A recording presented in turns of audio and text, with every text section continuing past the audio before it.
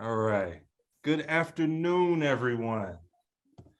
Welcome to Wednesday. Welcome to the 2021 CISNC Impact Conference. It is such a joy and a privilege to be with you all this afternoon.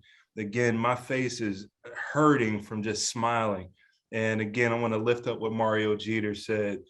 You know, this is just in the virtual space. Can you imagine the love and the energy when we get back in person? Sheesh, it's going to be off the chain.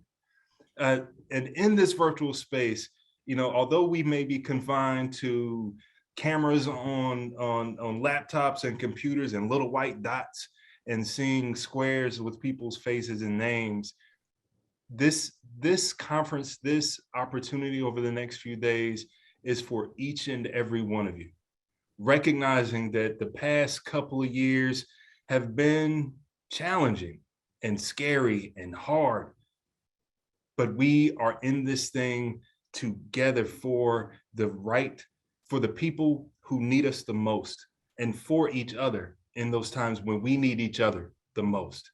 So I hope that you all are able to glean all of the information that you can to help support you in your work, as well as build and nurse the relationships that we are here to build with each other to sustain us over the remaining months of this year and the many, many years to come as we venture down this work. For those of you who may not know me, I'm Christopher Capel. I'm the Vice President of Program Quality and Design with Communities and Schools of Charlotte. And on behalf of the good folks at the state office, CISNC, I just want to thank you again for participating in our conference this year and welcoming you to this wonderful venue of learning and growing as we shift into this next chapter of our CIS work. And without further ado, I'd like to hand it over to our illustrious leader, Ms. Jill Cox. Well, thanks, Chris. I think we're going to take a moment here to hear from some of our friends across the network. We have a little bit of a video welcome treat for you coming up on the screen right now.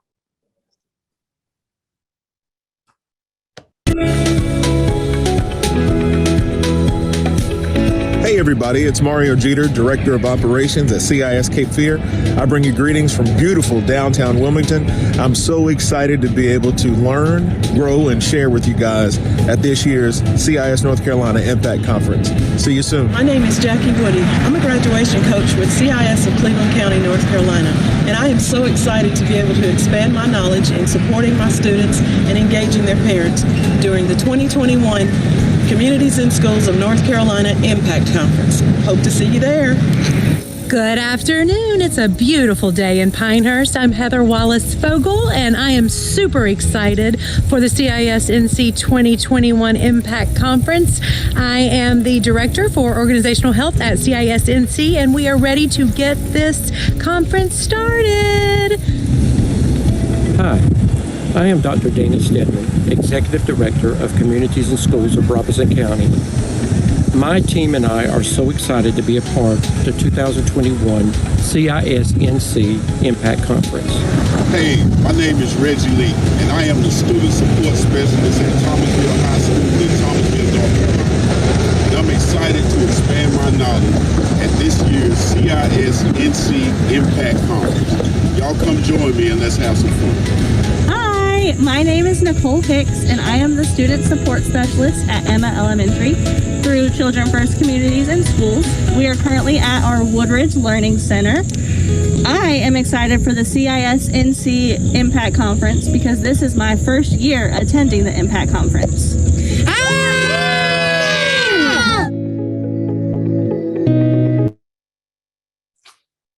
And that's what it's all about, those beautiful faces of those children at the end. What a great opportunity to hear from our team from the mountains all the way to the coast. As Chris said, I'm Jill Cox. I'm the CEO here at Communities and Schools of North Carolina, and I'm thrilled to welcome all of you to this year's Impact Conference. Like Chris and many of you have shared in the chat box, We sure wish we could all be together in person, and we are going to claim next year as our year. You know, this is our chance. We're telling COVID it's time to go home. The CIS family needs to get back together in person again. So y'all hang in there. We're going to find the space. And in the meantime, we want you all to stay safe. So I want to spend just a minute reflecting on something that the CIS family is all about, and that's the word resilience. You know, the one thing I have watched over the last years, as we've had COVID in our midst, you all have learned, you all have grown, you all have reacted to changes. And you've done them in your professional life where every day was a new chapter. You never knew if school was going to be in person or something different for that given day, what the challenges of your students and youth might be on any given moment. The next day, it might have been a personal challenge. Many of us have had to deal with COVID in our families, with our friends, with our loved ones, and those that we cared about. And we've seen those evolutions and sad times as well. And in addition to all that, there's been unending certainty just in the world all around us throughout this time that we've had together. But CIS family, you are a beacon in the night. You are always making it work. You are reacting to the changes, you are innovating, you are trying new things, but you cared all along the path. And because you cared, our children showed up in spaces. We watched their rates of graduation continue to be really strong over the last year. We watched their rates of promotion be really strong over the last year. And that's because of you. That's because of the work that you did on the front lines and behind the scenes to make sure that every one of those students had what they needed, that their families were wrapped in care, and that we could take them across the finish line the best way possible, all things considered. So take a moment, give yourself a pat on the back, and know that I say a huge thank you to each of you for leaning into that work throughout the year, because Lord knows it has not been an easy time. And if you could look into your crystal ball, none of us would have seen this one coming for sure. So I want to just say again, a huge thank you to each of you. As the COVID journey has evolved, we've all learned a lot. And during that learning time, we've learned things we never thought we'd have to. And we've gone places we never thought we would go before. And we use that as a basis for this conference as we built the content for you that we'll share over these next few days. The conference really is built on the idea of growth and re-engagement. And underneath all of those is the resilient spirit of our CIS family driving forward. And I want to say just a few things of thanks also to our conference team who pulled this together before we really kick it into gear. So you see some boxes on your screens, perhaps, but a big thank you to Allison Jordan and Shamika Smith, who've been our dynamic duo pulling the conference together. Supporting them have been Akila Hunt, Heather Wallace, and Phyllis White, and many others here at the CIS-NC family and across the state. So join me in shooting a shout out to them in the chat box, if you would, to thank them for all of their work to pull together the content that you're going to experience over these next couple of days. Just a kind word to shout out the team and all the sweat equity they put into making this special just for you. So what do we have in store for you? Let me tell you what's on the list. We have today our own president and CEO, Ray Saldana, is going to be joining us to give a few comments here in a moment. And Ray is such a special addition to the CIS family. He's been here all along. He took his very first steps into the journey, and he is part of our alumni group. And then he became the president and CEO of CIS-NC. What an amazing leadership opportunity, and what an amazing opportunity for all of us to learn and grow alongside of his life experience that he's had through the years. Tomorrow's a really important day. So did you get your conference package in the mail? Tomorrow is Blue Shirt Day. Rip it open, folks. Pull it out, dust it off, shake off the wrinkles.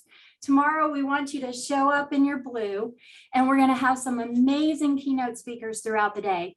First thing out the box, we have with us Kim Davis. Kim Davis comes from the National Hockey League. So those of you who are hockey fans, or if you like sports ball, for those of us who are not big sports people, she has got an amazing message for us that she's going to share during a fireside chat first thing in the morning. Make sure you're signed up. You won't want to miss that. Then our own Danya Perry, part of the CIS family forever, because that's how it works. Once you're part of the CIS family, You never leave. You may think you get away, but you never leave.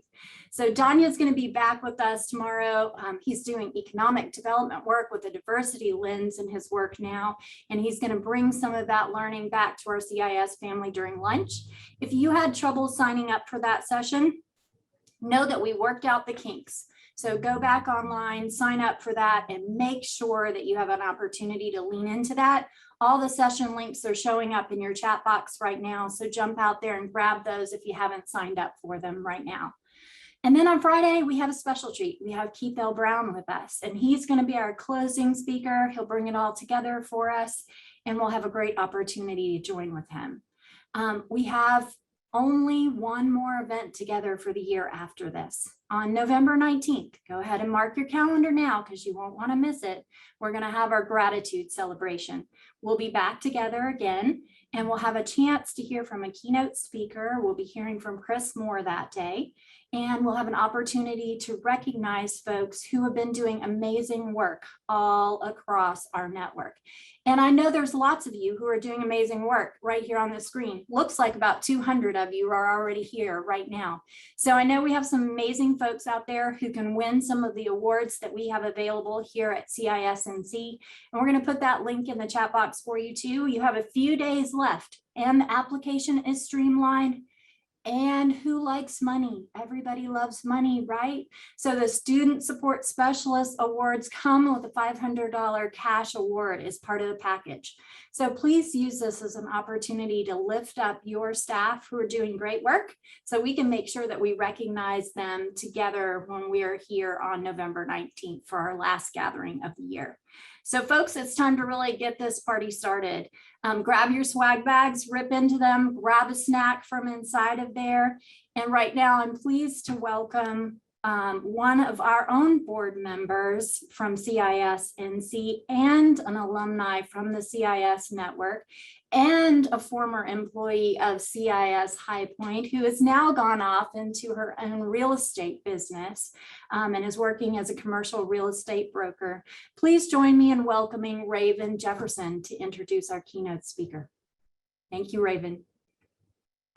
Thanks, Jill. Hi, everyone. I'm so excited to be here. I might as well skip my whole little introduction part because Jill did a great job. But since I've written it, I'm going to go straight through it. I'm so glad to have you guys here. I'm very excited to see you all, even though we can't be in person. I'm excited to know that everyone can get together and we're all doing well. And so I want to start by thanking each and every one of you for your service you provide to the CIS of North Carolina Network, the love and support and consideration that you show each and every student, family member, school staff, community partner, and volunteer is invaluable, and we could not continue to help our communities grow without you. As a CIS alumni, I can speak from personal experience to say that if it weren't for the opportunities of exposure and support my site coordinator showed me, I would not have been able to proudly represent my family as a first-generation college student. As a former CIS student support specialist, I know firsthand the countless hours that are invested in the communities we serve. And although every moment isn't a victory, the wins that we do have the chance to witness make every second worthwhile. And now, as a CIS of North Carolina board member, it is my duty to ensure that every member in this network receives the support they need to continue to be a superhero in our schools. Now, our next speaker has certainly overcome many odds and is very familiar with the impact communities and schools can have on its students.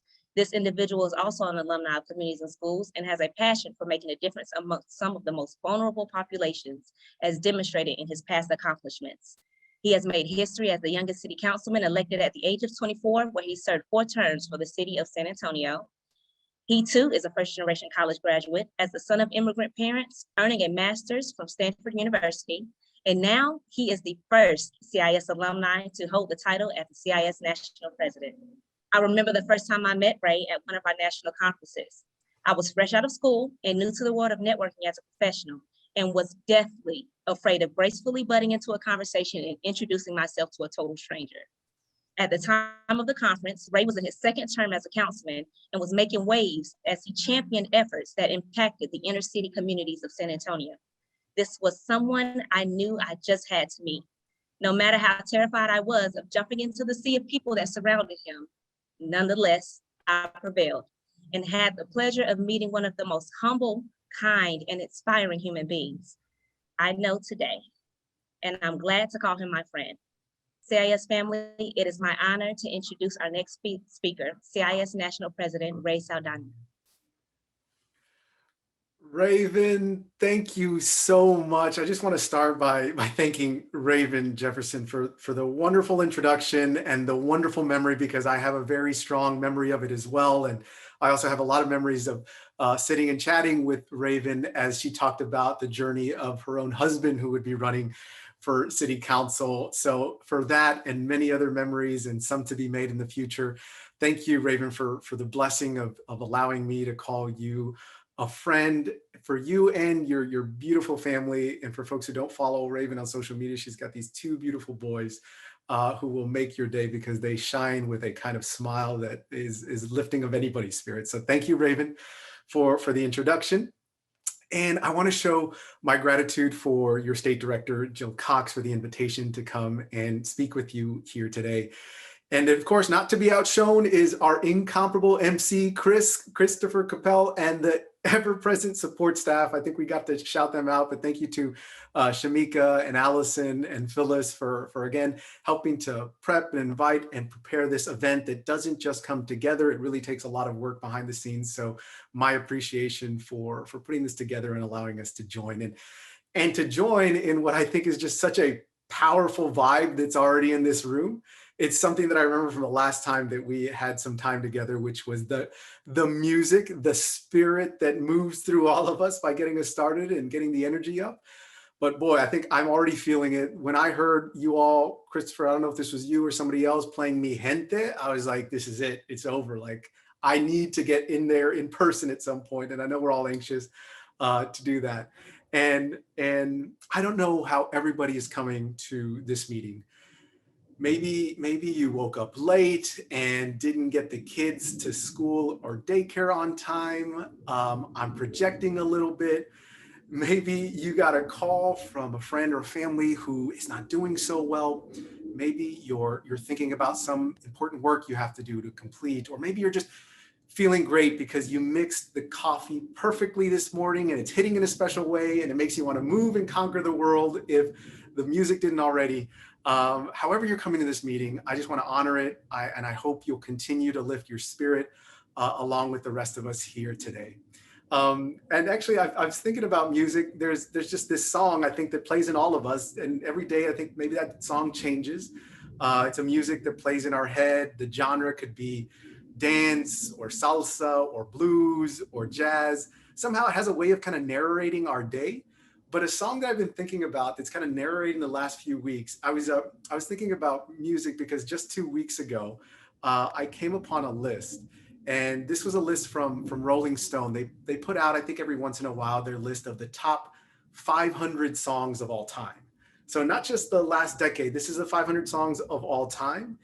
A lot of popular songs with a lot of popular artists that you all would recognize if you go through the top 50 or top 100. There's the Beatles, there's Marvin Gaye, there's Bob Dylan, there's Nirvana, Missy Elliott made top 10, Prince, Chuck Berry. I think it's worth taking a look. But number one, of the 500 best songs written of all time was R.E.S.P.E.C.T. by Aretha Franklin. And if you spend a moment with it, which I did, they have a little write-up about Aretha Franklin, and they talked about the fact that the song was originally written and performed by another artist. But when Aretha Franklin got a hold of it and sang it, it came alive in a new way. The producer, who was also commenting in the Rolling Stone list, said there was a truth about how she delivered the song. And this is what really stayed with me. It was a quote. He said that she couldn't give it unless she lived it. That she couldn't give it unless she lived it. And I think that tells you something not just about good music, but it also tells you something about how our own work comes alive. How the work of building relationships, it's not just a theory or a model, but a way of showing just a genuine love for other people and for our communities. And at CIS, you can't give it unless you live it. And we are called to show up to this work in ways that matter, but not always immediately visible. we're called to this work to focus on the little things that make the big things work. We're called to this work to represent our intentions honestly and to declare that this is about justice for our communities, that our students are oftentimes in an unjust system. And in a world where barriers have to be overcome, and not just overcome, but also questioned. It's in that way that we are giving it and living it every day. And you all are giving it and living it every day in North Carolina. And so in that way, I think coming to you all, I'm so blessed with this opportunity to get to speak to you all, because here's the good news. You happen to be in this spirit of the work right now. You happen to be at the right place at the right time. And I say that because I'm coming from a conversation a few weeks ago with our board chair. The board chair at the national office, her name is Elaine Wynn. She's if folks know Elaine Wynn, she's the majority owner of Wynn Resorts in Las Vegas, but also Wynn hotels and casinos throughout the world. I asked her once, I said, do you think it's better to be lucky or good? Better to be lucky or good? And she says, there's really only one answer to that question, that you have to be both. You have to be, she said, you have to be good enough when luck finds you. And when you're graced with a moment, you have to have the courage to jump on that opportunity. So being invited to come to speak with you today, I was asked to speak a little bit about the theme, which is around re-engagement, around growth. And whether it's around re-engagement or growth or the way that we are approaching policy or schools, our timing is right. And I know that our work is more than just good.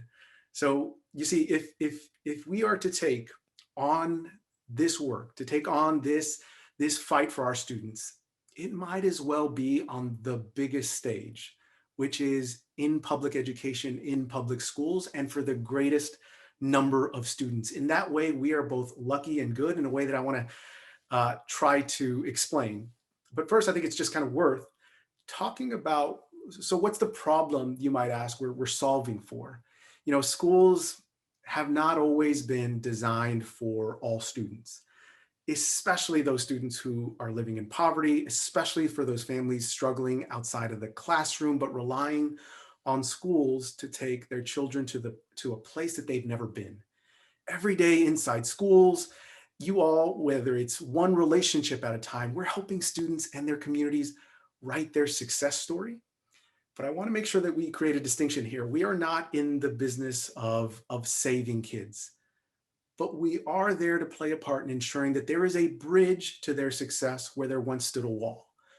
And that happening at the scale of our organization is a powerful idea. As I was once told, there is nothing more powerful than an idea whose time has come. That there is nothing more powerful than an idea whose time has come. We have been working inside schools across the country for over 44 years. The journey that our founder, someone you all know well, Bill Milliken, started us on in 1977, began with the invitation to operate his program with a small staff serving 100 students in Atlanta, Georgia. The concept was simple, but it was also happening in the late 1960s, early 70s, in a time of deep turmoil in the country, something that feels similar to what we feel today. There was a fight for civil rights. There was crisis at home and abroad. Riots and demonstrations in the streets meant there was a role, as Bill Milliken describes it, for justice, a role for justice to play in the lives of our students, and it needed to start inside schools, and it needed to start inside schools with a caring adult. Bill tells me of the first time he approached a policymaker and a school leader saying that he wasn't there to help with their dropout problem. He wasn't there to help with the crime problem. He wasn't there to help with their academic results, that he was there to turn kids on to living. Because as he says, and he said many times, you can't be turned on to learning without first being turned on to living. And we all know that living is the hard part. That if you don't give students support for the little things, whether that's food or shelter or healthcare or counseling or mental health, or in the case of what we've been doing for the last year and a half, access to technology and access to hope, that they lose sight of hope for the bigger things. And that translates, it just so happens to translate into better academic results and a reduction in dropouts and less incarceration and less problems for the students and their families. He then, he went on to say this mantra that I think if you're not familiar with it at this point, you may have heard it once before, which is that it's not programs that are transforming young people's lives, it's relationships.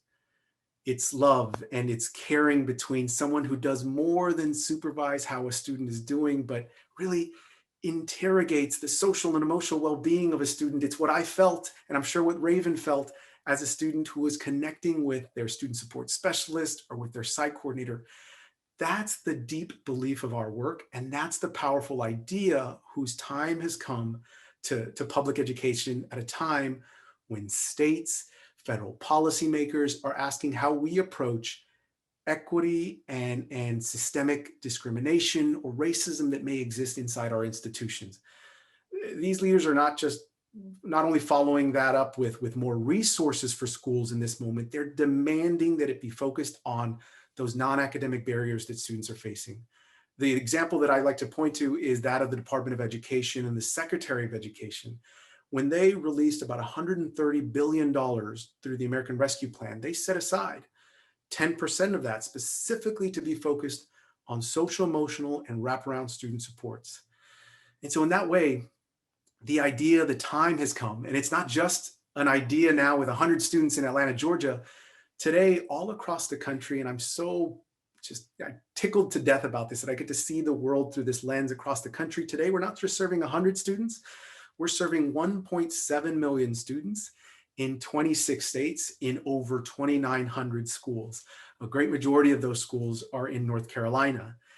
And with that being true, there's also close to 4,500 staff all across the country that understand the importance of centering our work, not only inside schools, but inside the beating heart of our communities.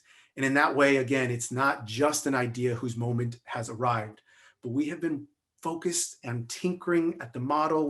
We've done an entire evidence base to evaluate millions of dollars that have come into the research to test our impact, to test our results. Part of doing the research and the evaluation means that you all as school-based staff, sometimes with the data, you wonder, where is this all going and what's this all leading to? Well, it really is leading to this moment that we have now where policymakers, superintendents and principals and school leaders who are asking how we reimagine public schools are looking around to find the organizations who are doing this with impact and results. And here CIS is raising its hand. And in that way, as we think about history and the tinkering that we have gone through, how we have grown, how growth is an important topic of the conversation over the next few days, how we scale with quality is just as important. And it's important for me to talk about what I think are the three phases of growth that this organization has gone through over the last 44 years that I think is instructive of where we will go this decade. Now, Bill Milliken, our founder, he was the pioneer. He got us into schools and started this idea. I would call that phase the innovation and growth. We were growing like crazy. It was insane through the early 90s to the 2000s. At one point, we had 330 affiliates all across the country. I want you to remember that number because we're not at 330 affiliates, but I want to introduce the next phase of our growth, which was, what was it like to grow with quality? If you remember our leader, Dan Cardinale, who served for 12 years in my seat as CEO, he talked about how would we grow with quality, with evidence, and not just inputs, but also the outcomes of our work. And so early 2000s to about 2010, he was almost just religious about focusing on outcomes and data. And it was in that way that he was trying to predict the future. He said one day, as schools really try to figure out what wraparound student services look like, what a psych coordinator does, how we do needs assessments, how we deliver impact results to our stakeholders like schools and our funders and our foundations, we need to have our data tight. And so in that moment, we actually slimmed down our network from about 330 affiliates to about 110. In that same time, from 330 to 110, we added 800,000 students more that we were serving. So it tells us a little bit about the future. But had we not done that, we wouldn't have been prepared for this next phase, which I think the best way to describe it is, how does communities and schools now have population level impact? Population level impact through public education, because we have been so focused on quality, evidence, and outcomes, and because Bill Milliken set us on this path 44 years ago. It's in that way that I think the idea of CIS has arrived in this moment. To steal a line from the Broadway play Hamilton, this is not a moment, it's a movement. Communities and schools, the work of our student support specialists, it's no longer just a nice to have. It's no longer just a, you know what, if we can make some room in the budget for it, you need to have this if you care about equitable outcomes for students. You need to have this if you care about a just system of public education. And so in that way, our ambition is really to bring our work, we've got a name for it, integrated student supports, evidence-based wraparound student services to every Title I school in America. Now, we're in 2,900 schools, close to 3,000 schools as communities and schools all across the country. That is impressive for any nonprofit, especially with our presence in North Carolina. But there are 81,000 Title I schools all across the country, serving a majority of students who are living in poverty and students of color. And they need the work of what we do, and we need to continue to emulate our model because we believe in results and because we believe the opportunity we have is finally meeting us. So in that way, to be lucky and good at the same time is critically important, but we have to have the courage now to take the energy, to take advantage of this moment. And you know, it feels like such an important time. It didn't always feel like schools or policymakers or funders or leaders really understood who we were and what we were all about. And they may have thought our work wasn't really that necessary, but we still kept moving forward in the 90s, in the 2000s, in the 2010s, and now it finally feels like the rest of the world is really catching on. And so our journey as an organization might even, I think in some ways, relate to the way you feel about your work every single day. Sometimes maybe you're wondering if your work is making a difference with that student. If the time you're spending with the child who hasn't responded or hasn't made progress, who's not answering the phone, or no one is answering the door. You may be a local executive director wondering if those calls to funders or elected officials or those programs, if those calls are going to work out. If you've ever felt that way, I know I've felt that way several times. I just want to share a quote that I think talks to that feeling, but also talks to our history and proves out the fact that we are on the right path. Now, I've been a San Antonio Spurs basketball fan all my life.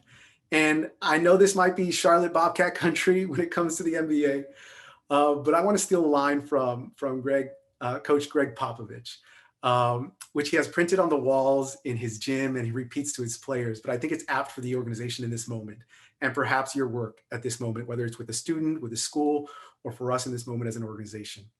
The quote is, "When nothing seems to help, I go and look at a stonecutter hammering away at his rock, perhaps 100 times without as much as a crack showing in it. Yet at the 101st blow, it will split in two. And I know it was not the last blow that did it, but all that had gone before."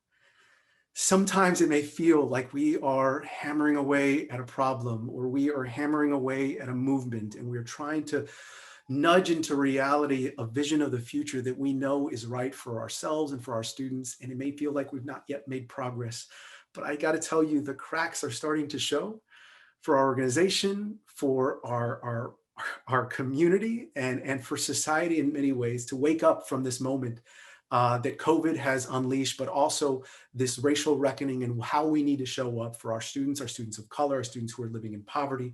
And in that way, we cannot have amnesia or short-term memory about what needs to be done. And we have a responsibility.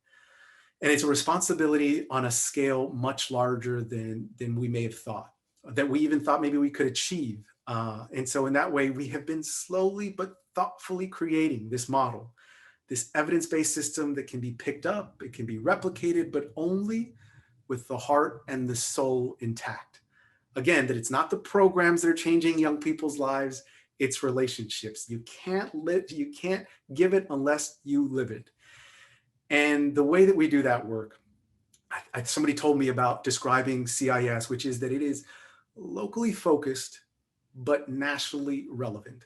I think that's locally focused, but nationally relevant. I think that's just a beautiful way of thinking and capturing what happens in Wake County that might be different from Rocky Mount, or the way that the model is delivered in Charlotte that may borrow from Cumberland or Greensboro. Locally focused in places like High Point or Thomasville, but still nationally relevant to what's happening across the country. Locally focused, but nationally relevant. And we can do this because after 44 years, we have done the wild expansion. Now we're committed to a slimmer network, but that network is serving more students and serving more students with research, evaluation, and impact. And we are properly now seated at the table. The waiter just called for our entree orders. And you see, we're not an appetizer. We're not a nice to have. We're not an add-on. We're not a small bite or a pilot program. It reminds me, there's an old organizing principle, as somebody who came from elected office and worked in community organizing in that way. In some cases, you're either sitting at the table, and if you're not sitting at the table, then you're on the menu and you're being left out. We're at the table of public education reform, but on our terms and in a way that's larger than we would have ever dreamed of. Bill Milliken, our founder, once said this to me. He said that the dream was always to be strong enough, big enough to impact policy. With a call out in the Department of Education that we saw recently, the Secretary of Education focusing and name checking CIS as a way to reopen and reimagine schools as the center of integrating through a site coordinator. That's an important kind of policy shift that's happening that I think is going to continue to tell stories throughout this decade. And in fact, North Carolina is leading in some respects in this way, not only because you've taken advantage of the American Rescue Plan dollars or GEAR funding for your college and career focus, or the way that you are innovating on social emotional learning or developmental relationships. That is still scratching the surface of the work that you all are doing in North Carolina. In Charlotte, some of the re-engagement specialists who are focusing on those students who haven't come back to school and attaching a re-engagement coordinator to a site coordinator or specialist at the high school level. That's how the model in North Carolina, locally focused, is having a nationally relevant impact, because that may change the way we approach our model and our work inside high schools.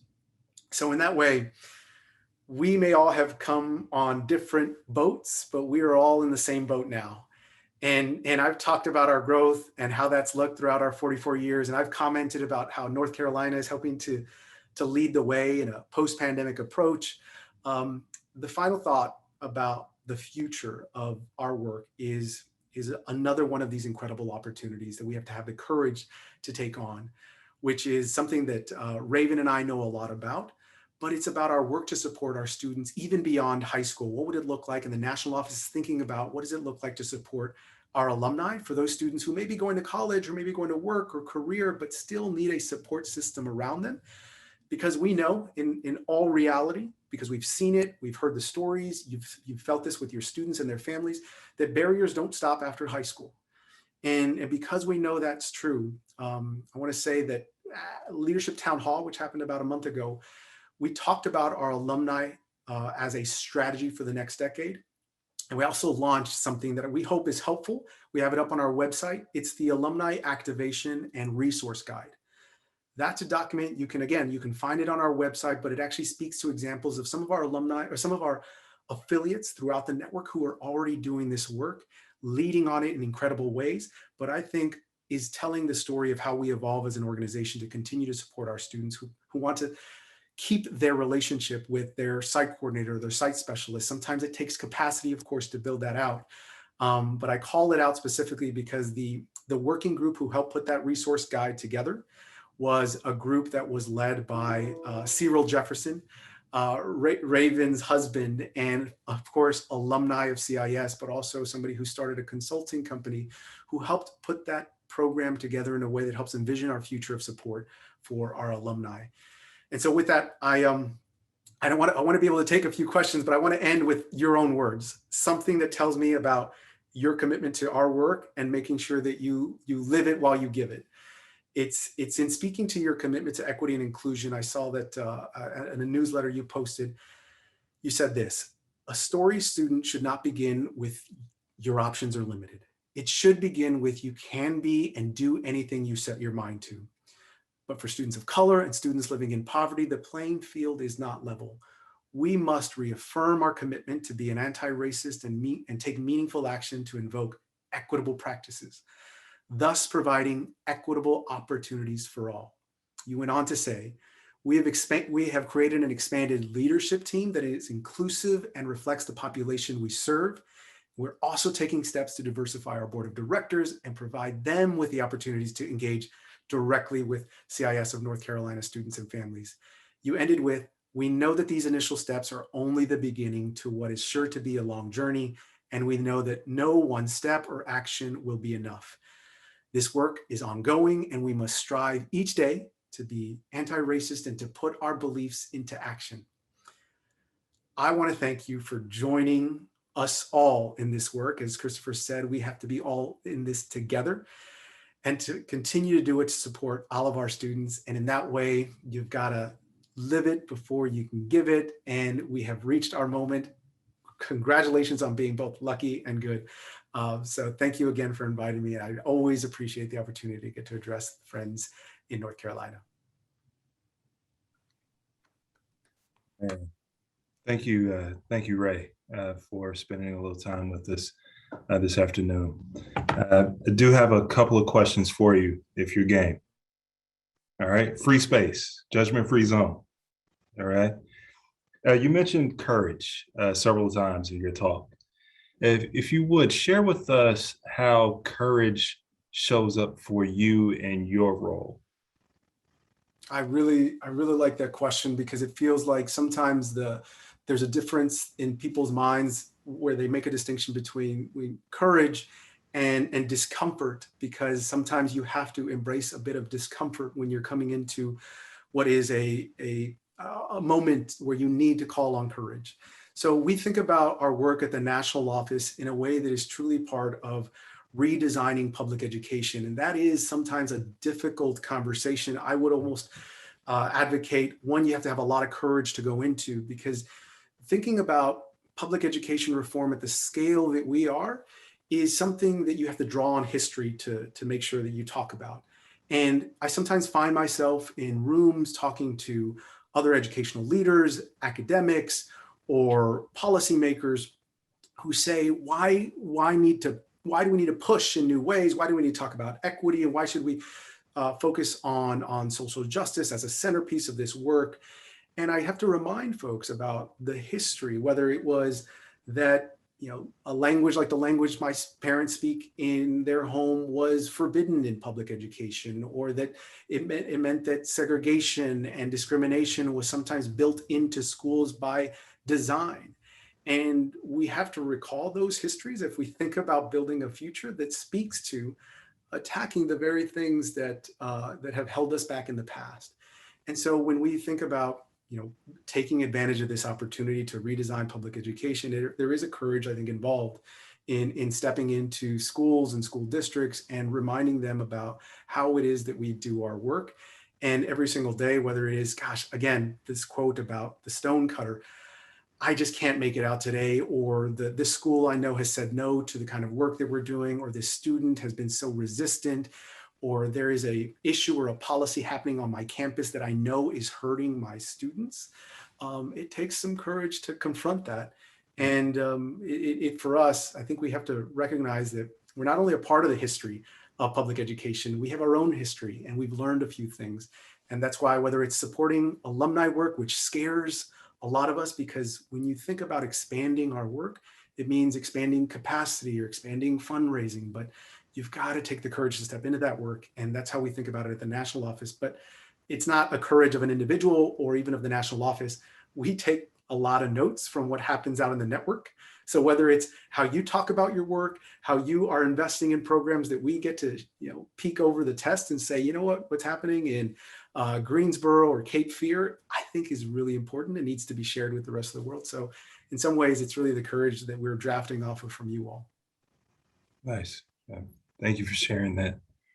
And in that vein, recognizing that the past 19 months have been, challenging for most of us in a lot of ways. What is something that you would say you have learned about yourself during this time? And what is something you've learned about the organization and the work during this time?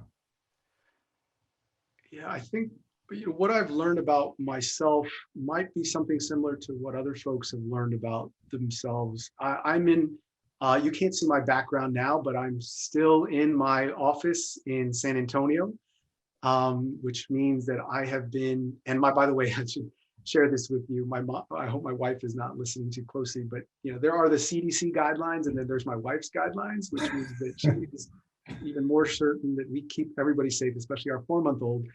And I get an energy from seeing the work and being around other people, and I just can't reject that is sometimes felt to me like I have been distant from the work, and I've learned about myself that I just, like many of you, like I need access to our students, I need access to the rest of the team in a way that we are in that gray area, not just the time we're on Zoom or the time that we're on our calls just like this. It's what happens when we log off, and it's that the ripples of conversations and the gray space that you learn about people and the movements that I think really create the vision for the work.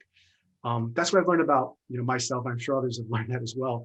But about the organization is that it really taught us new ways to work with our communities and our families and our community partners in a way that perhaps, when you get the privilege of working inside schools and you get a space in the first wing with your own classroom, you can kind of be accustomed to that and letting students come to you. Now, I think we're recognizing through both research and data that we can come out of the classroom to go in schools and beyond in a way that we haven't tried out before. And again, this is one of those places where I'm stealing notes from Atlanta or West Virginia or Chicago or LA or Memphis, because not only are they trying it out, I think we're also trying to bake it into the model because we know it works. And I really appreciate that perspective, right? So it's us adapting to what's needed and what's current. In that vein, you also mentioned in your talk about Dan Cardinelli, right? So almost like him looking into a crystal ball and realizing that data is going to be super impactful. There's been in the news here lately some talk about some systems crashing and infecting the global economy again, right? And in the world of fundraising, recognizing that we are indeed a nonprofit, how do you foresee CIS being sustainable in uncertain times when it comes to finances and funding? That's a perfect question for a perfect moment. And I say that because I asked that same question of Dan Cardinelli about a month ago.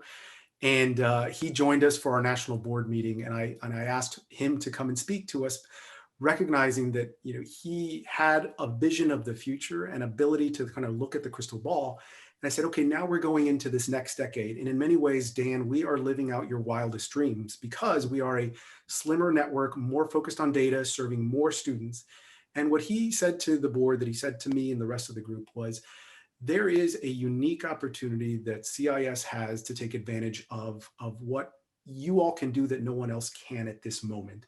And you may wonder where I took this line from, which is to be locally focused and nationally relevant. That was from Dan Cardinelli about a month ago. And he said, there are not many organizations who are doing the work in the way that you all, and we have, he said you all, but we have built out this organization where there are independent affiliates in North Carolina, in Greensboro, in Wake County, in Charlotte, who are, again, doing the work that is somewhat unique, but still focused on a standard model on how to deliver results and share out data and impact. So in that way, he said, look, there's always going to be a fundraising percent that you are going to have to cover. You can't just envision the future as being 100% public dollars coming from the feds or the state. And frankly, other organizations in the past, so he ticked off a few of them, he said have tried to do that.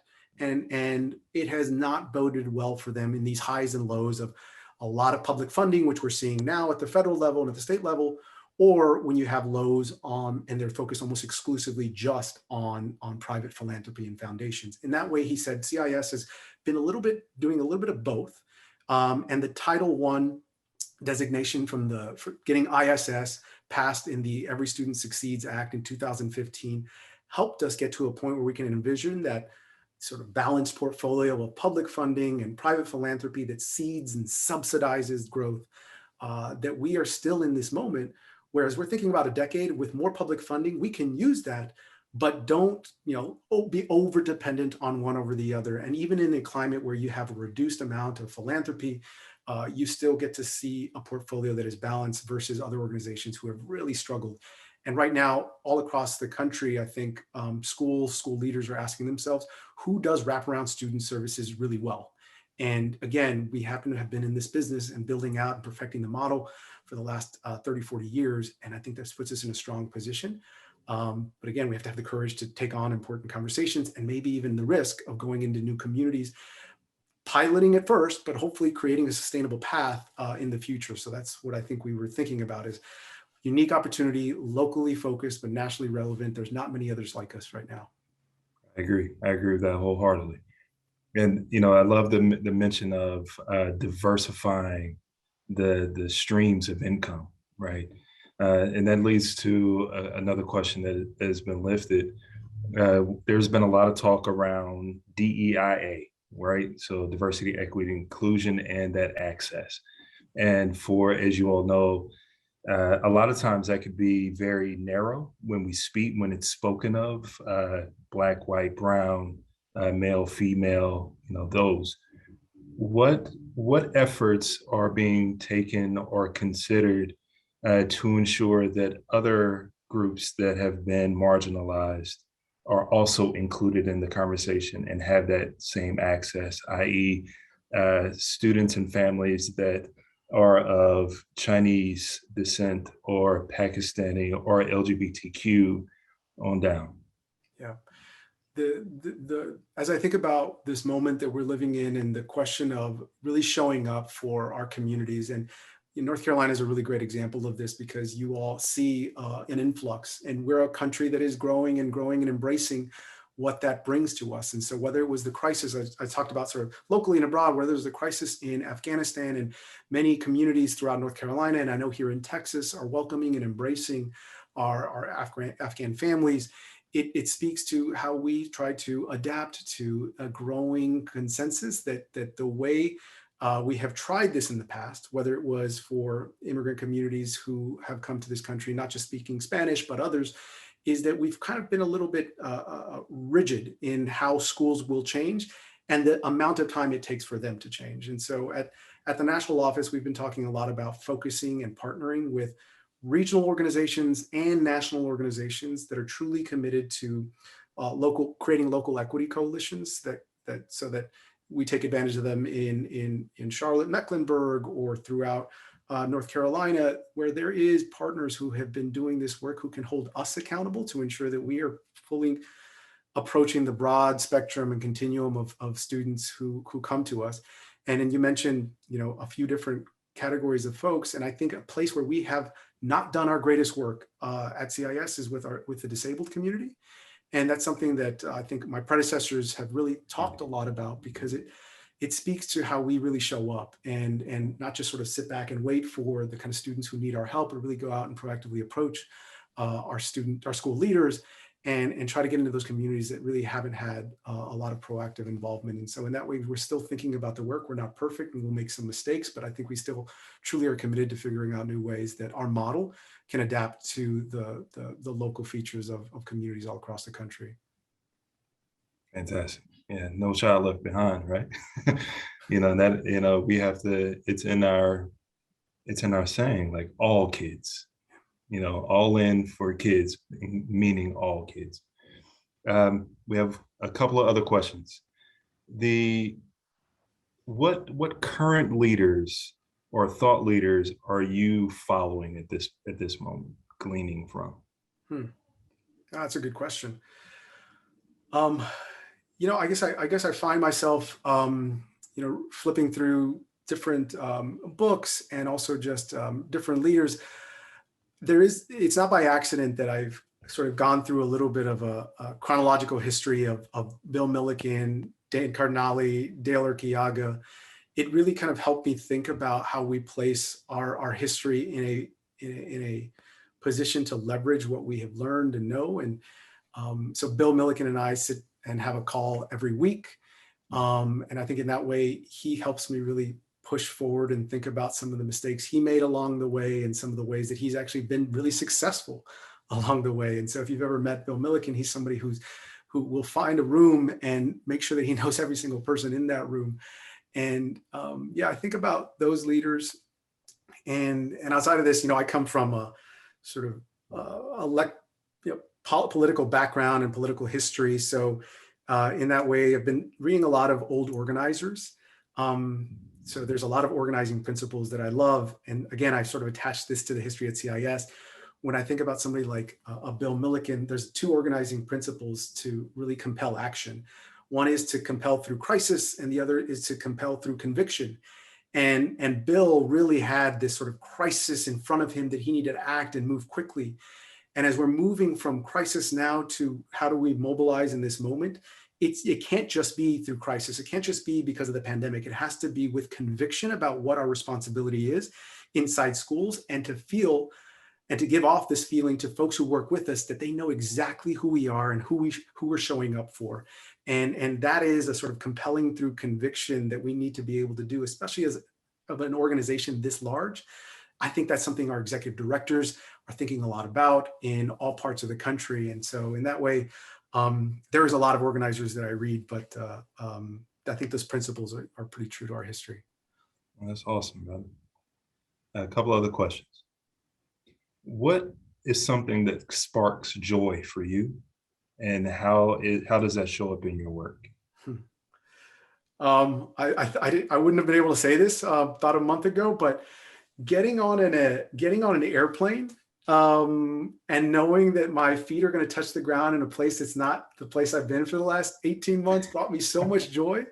And that how it connects to the work is that I'm hoping that I get to put my feet on the ground in North Carolina very soon, but I got to do so in Memphis and in Chicago and in Seattle. And so in that way, like, I didn't realize that sort of hearing the person come in through the PA telling me we're landing in a new city, it probably comes from having grown up kind of poor all my life. We never got on an airplane. And I just remember it's like, man, I like being airplanes because I never rode one growing up. And so when I hear them telling me about landing in another community, it brings me joy also because I served on the city council for 8 years and I love cities. And so you'll know the first thing I do when I land in North Carolina is try to figure out your public transportation system. So in that way, like those things bring me joy. Man, that's great, man. I need to follow that lead. I haven't been on a plane in forever. And Ray, again, you and I've seen you, in spaces for a number of years, and every time, per my opinion and the opinion of many others, you have this air of familiarity about you, an air of authenticity about you. And I'm just curious, what would you say drives that? You've been consistent. What would you say is in you or has helped shape who Ray Saldana is and how you show up? Oh, that's a question to be answered in my journal, I think, which I probably journal about it a few times. There's a Horace Mann, educator from, I think, the 19th century, has a line that says, "You should be ashamed to die unless you have won some victory for mankind." Mm-hmm. And I think that takes on a lot of different vibes for me throughout my life. But one thing I learned when I was an elected official that I think translates to all of us, whether it's in our personal lives or in our work lives, is that the most comfortable pillow you can sleep on at night is a clean conscience. And it is hard to do that sometimes because, when you're in elected office, there's tough votes, there's tough constituencies. Nobody wants to be the one vote against the police contract because it doesn't have enough accountability in there for officers who've been using too much force on our people. And it can be hard to sort of step up on those issues. And I think it was just kind of that experience, sometimes recognizing when I didn't make the tough choices, how terrible that felt. And I think it's kind of just guided a lot of the work that I've tried to do. And I was just reminded of some of those kind of decisions recently because yeah, this is just a lot of experience through the city council, but standing up for immigrants and who they are and who I am and how it's an entire people that just because I'm a first generation American, just because I'm an immigrant or come from immigrant families doesn't mean I can't still see the world through their eyes and figure out ways to be sympathetic. And I think about our work here too, is like we have important decisions that we need to see through so many different eyes and so many different lenses before we make a decision that either feels risky or feels like we do it and we get away with something because we've tried something that others haven't. And so in that way, I think it's just wanting to be able to sleep on a comfortable pillow every night, which is a clean conscience. Indeed. And to that, I love that, you went to, there are sometimes situations where we may be uncomfortable, right? We may have to confront some policies or practices. In your opinion, how do you see our role, our being CIS, when it comes to legislative and political advocacy, whether that be locally or nationally?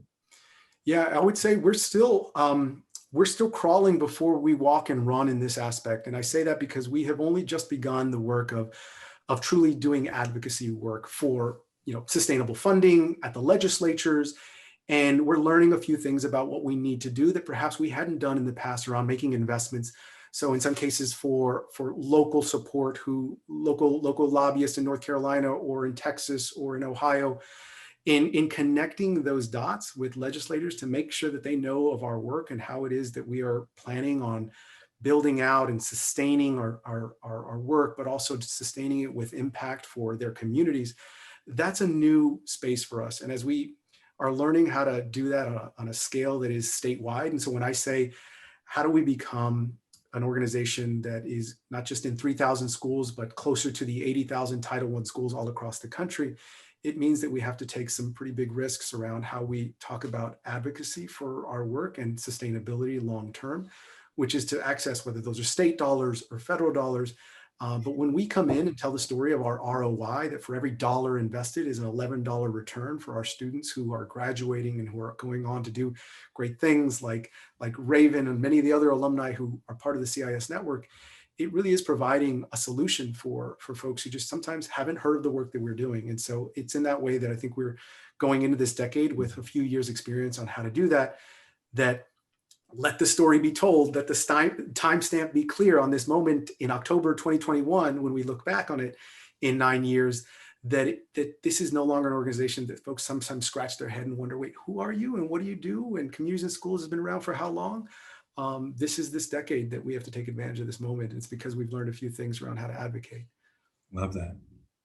And one last question. What is, for all of our colleagues watching and listening to this right now, what is one thing that you would advise or encourage people to do in, like you said, marking this day in October 2021, from henceforth, I, Ray Saldana, fill in the blank?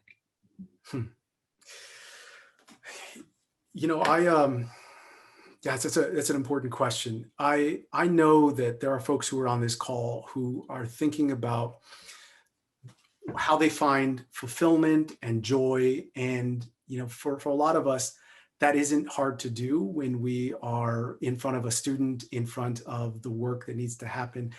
And we need to remember that this is a long game with some sometimes in a minority or rare short moments of remembering and recognizing how this work is making a difference. And if you remember that there is a long game ahead, I think even those moments, even if they're rare and few and far between, they will make a huge difference for you long-term, whether it is about your professional career with communities and schools, or whether it is about the role that you're going to continue to have to make impact in schools. Like, that is a beautiful concept. And not all of us get to really embrace that because we're so focused on not seeing results quick enough. And if we had believed that as an organization, we might have shut down and turned off the lights in 1995. And I think we take a page from our history to understand that whether it's work with our students, our own career, there is a long-term role that Jill mentioned for resiliency and grit. We ask of it are our students. I'll just ask that you give us that extra bit of grit and resiliency, because this decade really will be ours. It's a decade of opportunity for us. Awesome, man. It is always such a privilege to share your space. Thank you for your leadership, your guidance, and your trust and belief that we are the chosen ones to do the work at this time for the people who need us most. Thank you, brother. If not us, then who? Indeed. This is the kind of energy, and we got the music filling our spirits and our bodies these days. So how can we not move towards the vibes? Big facts. Appreciate you, my man. All right. So for the remainder of our time, just want to remind people that we have breakout sessions beginning in a moment. We have several dynamic sessions for us to choose from. I believe that they are now, we just put some information from some reminders in the chat. But for those of you that are curious, who haven't made your selections yet, in the coming break, the breakout sessions, we have information around youth development and why our work is important, hosted by Tilden Davis. Shout out CIS Charlotte. Also have our Working Genius. And this session is centered around doing the kind of work that gives us joy and energy. And that will be hosted by Mr. Ken Hester. We'll also have a session around establishing a culture around social capital, hosted by George Metz, and a Create and Connect Circles experience, which is hosted by Ginger.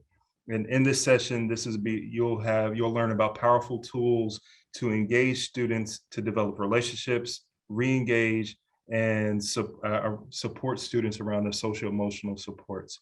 Again, feel free to register for the things that really strike you the most, and we'll see you all back here. There's also a DEI watch party that will be happening at 3:30 this afternoon, and we'll return back to the main stage at 4:15. All right. Enjoy. Thank you again, Brother Saldana, and see you all soon.